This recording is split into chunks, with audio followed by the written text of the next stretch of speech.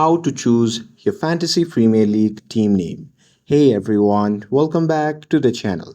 In today's video, I'll show you how to choose or change your Fantasy Premier League team name in just a few seconds. So now without further ado, let's get started. So first thing first, open the Fantasy Premier League app on your phone and make sure that you're logged in to your account.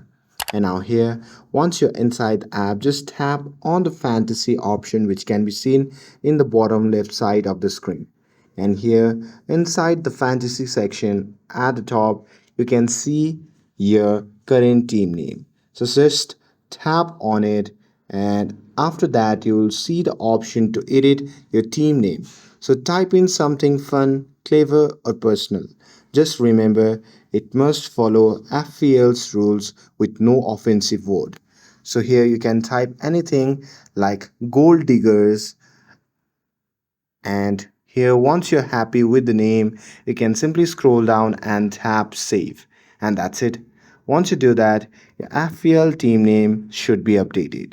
And with this, if you found this video helpful, then don't forget to like, share and subscribe to get updated for more videos. Thanks for watching, and I'll see you in the next video.